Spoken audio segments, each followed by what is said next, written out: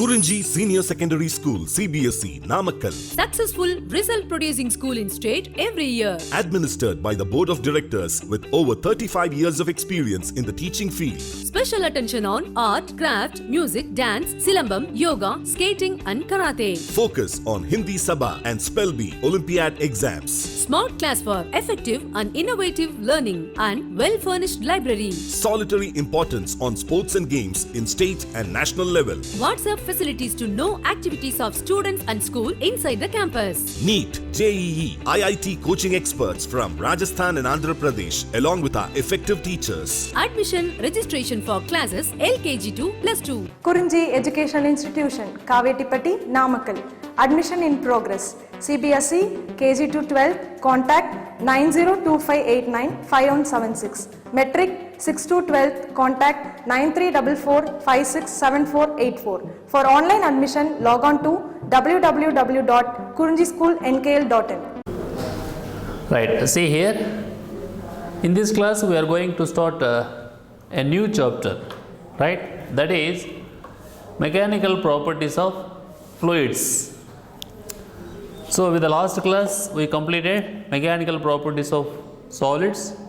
In this class we are going to start new chapter, mechanical properties of fluids. It is the first class, right? Before going to enter into the chapter, I want to discuss to you what is meant by fluids. What is meant by fluid? Right, what are the fluids? Okay. So basically a substance which can flow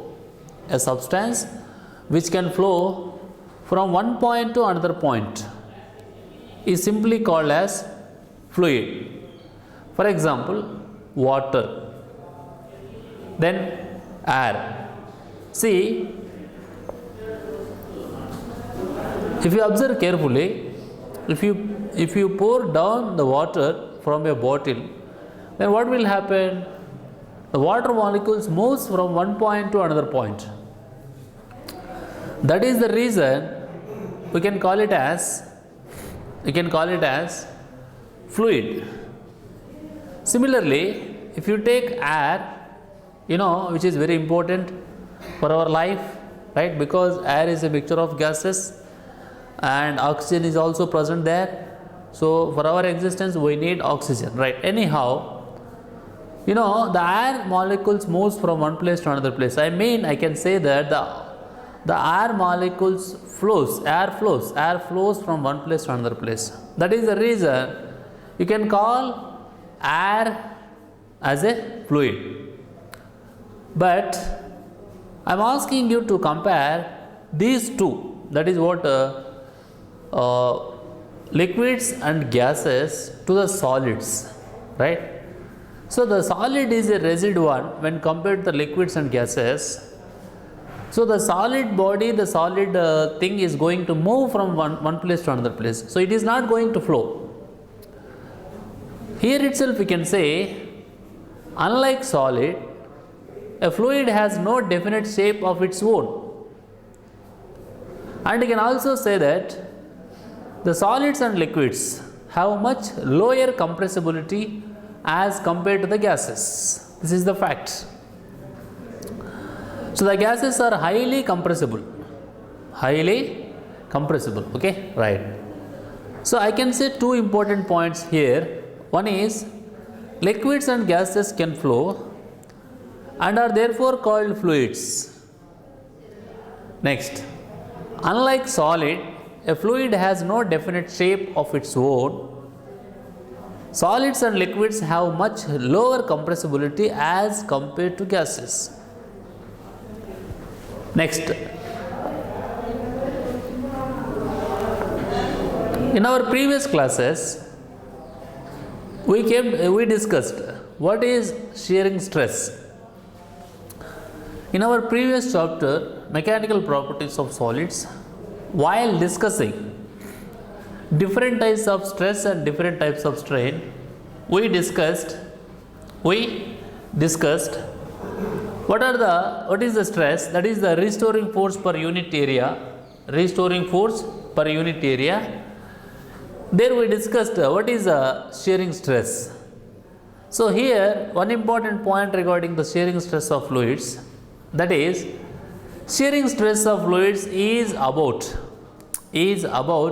million times smaller than that of solids, million times smaller than that of solids. So here he is comparing shearing stress of fluids to the shearing stress of solids. Okay, right. And what is the use of water and what is the use of air in our daily life is that is what I need not to say for you, because you know very well what is the use of water. It's a universal solvent, and which is required for us every day for bathing and for drinking, very important thing, right? And it is that is what hydrogen monoxide, right? So there also the oxygen is present and hydrogen is also present. And what is the use of oxygen to our human body, that's you know. Okay, right. And after that, see, once if you go to the topic of, once if you go to the importance of fluids and that is what liquids and gases. Liquids and gases. You know, once if you look at our life from day to day, that is what you know, we are going to use the petrol for our bike. So what is the petrol? Which is in the state of liquid. Similarly, I already told you, I am repeating once again. See, we are breathing oxygen, right? See, not only oxygen, we have various gases now, right? What is the use of one particular gas in the subject of chemistry, right? So you came to know many times what is the use of hydrogen monoxide, that is simply water, and what is the use of CO2 and what is the use of what is the use of H2O2, hydrogen peroxide. H2O means water only, right? And similarly, what is the use of chlorine gas, right? Chlorination. And you know, by using that chlorination, in the process of chlorination, you are going to kill the germs which are harmful, which are present in the water, right? Similarly, you can take nitrogen, right? So similarly, you can take some other gas, whatever it may be, that is what, for example, H2S, hydrogen sulfide. So it is a big list, right? That's why what I am saying is, in our day-to-day life, so not only for our existence, for our human body existence, regarding the pharma companies, right? So pharmaceuticals, so making of tablets, right? So we have various use of gases. Similarly, you can come to the point of liquids also. So our discussion is fluids. So fluids means combinedly liquids and gases. So combinedly liquids and gases are called as fluids. Okay, right. Next, the most important property regarding the fluids we are going to discuss, that is what pressure. That is pressure. Okay, right. See here, how to understand the word pressure. It is very interesting. For example, you know, by taking a chalk piece, if I will try to insert the chalk piece into your human body, it is difficult. It is difficult and I can't insert maximum. See why? Because the bottom area is that is what I can say area of cross section, which is very large.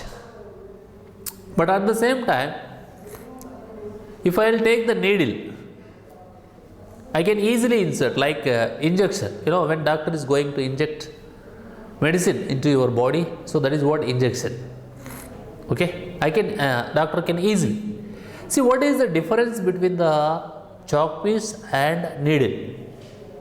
See, the bottom area of needle is very small and it is like sharp. But in case of chalk piece, it is like a blunt. The surface area will be more when compared to the needle. That is the main reason. Even though you are applying the same force, but it is difficult to insert, it is difficult to enter into your body, that in case of chalk piece. But in case of needle, it is very simple, right? See, if you observe carefully from last 2 minutes, I am talking about two things. One is force, another one is surface area. So these two things will decide the pressure. These two things will decide the pressure. Not only this example, what I explained to you, even you can take some other examples like circus. A circus performer accepts the elephant to keep the foot of the elephant on his chest. You know the weight of the elephant? You know, it is unbearable. It is a lot of weight, right? So in circus, but he accepts the elephant to keep the elephant foods on his chest. But if you observe carefully, he will keep one wooden flank on his chest before the elephant is going to keep elephant's foot. See what is going to happen, right? So the force what is going to apply by the elephant will distribute it uniformly in all the directions. Then he won't bear the force what the elephant is going to apply on his chest. And one more very, very important application, that is what bulletproof jacket. You know the VVIPs, right, are going to wear bulletproof jacket. The bulletproof jacket will try to stop the force exerted by the bullet on his body. How it is possible? So when the bullet is going to incident, or when the bullet is going to touch, that is what, when the bullet is going to experience, or when the bullet is going to try to insert through the human body, the bulletproof jacket, that cloth will try to stop the motion of the bullet. See, the same thing will applicable. That is what the force applied by the bullet, is going to, right, is going to distribute in all the directions. Then he will that is what he need to experience with less amount of force. Okay, right. Now see here, similarly, when an object is submerged in a fluid at rest, the fluid exerts a force on its surface. This force is always normal to the object's surface. Am I right? Okay. This is so because if there were a component force parallel to the surface, this is so because if there were a component of force parallel to the surface, the object will also exert a force on the fluid parallel to it as a consequence of Newton's third law. So what is Newton's third law? For every action there is an equal and opposite reaction, right? So the force will cause the fluid to flow parallel to the surface. Since the fluid is at rest, this cannot happen. So what can we say? Hence the force exerted by the fluid at rest has to be perpendicular to the surface in contact with it. That is what you can see in this picture. In this picture, okay? In this picture, right? See this picture. See these two pictures. It is what that is like a glass tumbler, or you can make it you can call it as glass vessel in this cylindrical shape, which has water, right? Here you can see one object which is submerged, and these are the directions. These directions are showing force. These directions are showing force acting on the object which is submerged in a liquid. Okay, right. Now see here, and this is one more this is like it is arrangement, and it is a movable piston like it is, and it is a spring, right? You can apply a force, so you can make it the spring to stretch, and you can make the spring to compress, whatever it may be, right? See, if you observe carefully this picture, that is what so whatever I told you from last 2 minutes, that you can understand from this picture. The normal force exerted by the fluid at a point may be measured. See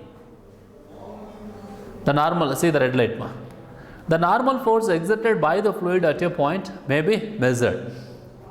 Full stop. An idealized form of one such pressure measuring device is shown in figure. This is what pressure measuring device. You can measure the pressure, right? It consists of an evacuated chamber. This is the evacuated chamber, right? Vacuum. It consists of an evacuated chamber with a spring that is calibrated to measure. With a spring that is calibrated to measure the force acting on the piston. Force acting on the piston, full stop.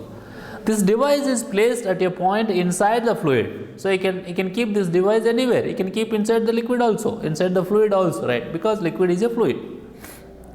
The inward force exerted by the fluid on the piston is balanced by the outward spring and is thereby measured. So here also you have to use, that is what Newton's third law of motion, right? So here you can see the force exerted by the liquid on the beaker, the force exerted by the liquid in the beaker on the submerged object or on the wall. Here you can see on the wall, right? That is what normal to the surface at all points, right? It is what I already told you, idealized device for measuring the pressure, right? Now we are going to define the pressure mathematically. See, the pressure is defined, right? Before this I want to say one point, that is, if F is the magnitude, if F is the magnitude of the normal force, if F is the magnitude of the normal force on the piston of area capital A, then the average force, then the average pressure, that is what P average, you can say, you can notate, P average is defined as the normal force acting per unit area, as the normal force acting per unit area, okay, right. See, I will repeat once again. If capital F is the magnitude of the normal force on the piston of area, capital A, then the average pressure P average is defined as the normal force acting per unit area, normal force acting per unit area, right. P average is equal to F by A, right. See here, in principle, the piston area can be made arbitrarily small. The piston area can be made arbitrarily small, full stop. See here, the pressure is then defined. The pressure is then defined in a limiting sense as P is equal to limit delta A tends to 0, limit delta A tends to 0, delta F by delta A. Okay, right. And now see, some of the information belongs to the pressure. Pressure is a scalar quantity. Pressure is a scalar quantity because it has no specific direction. It has magnitude, but it has no specific direction. See here. Next, dimensional formula. Dimensional formula, right? What is the dimensional formula of pressure? Right? That is m power 1, L power minus 1, T power minus 2. This is the dimensional formula of pressure.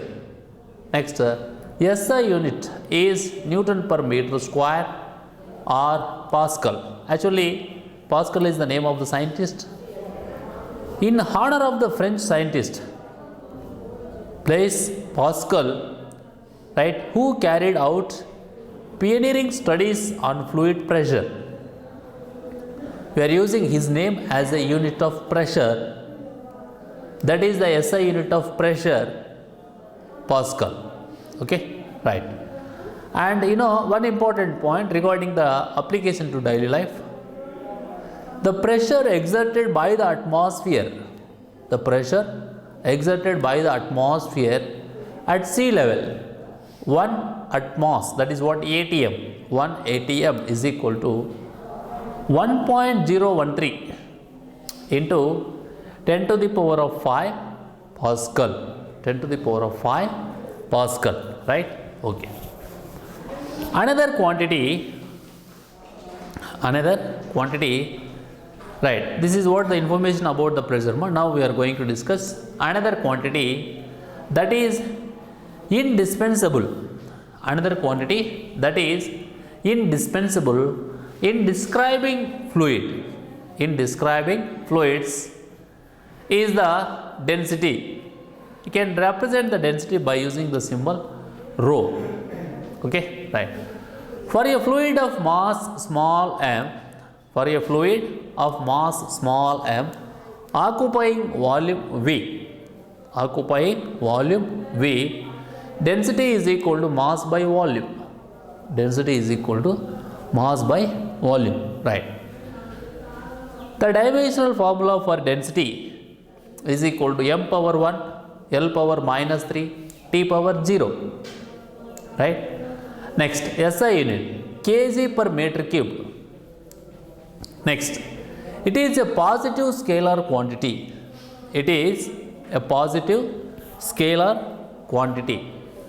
Next, general application to daily life, one important point. The density of water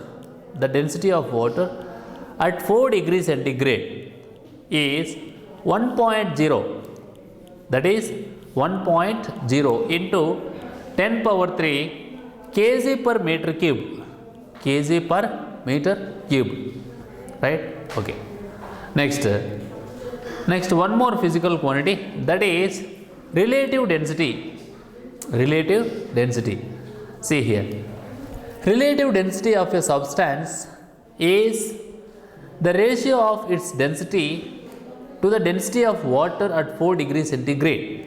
Relative density of a substance is the ratio of its density to the density of water at 4 degrees centigrade. Right. See, why we are taking at 4 degrees centigrade only? Because of the property exhibited by the water, the most important property exhibited by the water, that is anomalous expansion of water. I'll explain a little about anomalous expansion of water. That is, if you take most of the liquids are going to increase their volume. Most of the liquids are going to increase their size, their volume, when we are going to heat them. But water is not like that. Water contracts from 0 to 4 degrees centigrade. From there onwards, from 4 degrees centigrade onwards, the water is also going to behave like most of the liquids. This special behavior of water when compared to other liquids is called as anomalous expansion of water. The walls are giving cracks sometimes, right? The walls are going to give cracks sometimes. One of the reason is anomalous expansion of water. And you can see in some of the channels, that is what Animal Planet and National Geography, right? In that channels you can see, that is what lakes, the position of the lake. The surface of the lake is like full of ice, but if you try to dig, then under the ice there is water. So the reason for that situation regarding the lakes is anomalous expansion of water, right? So this anomalous expansion of water protects the living beings which are living under the lake. That is, okay, it contributes to the life of living being under the lake, right? So this relative density is a dimensionless positive scalar quantity, because it is the ratio of same quantity, density to the density, but density of substance to the density of water. Relative density of a substance is the ratio of its density to the density of water at 4 degrees centigrade. Right. Here, relative density has no unit, has no dimensions, and moreover, it is a positive scalar quantity. It is a pure number.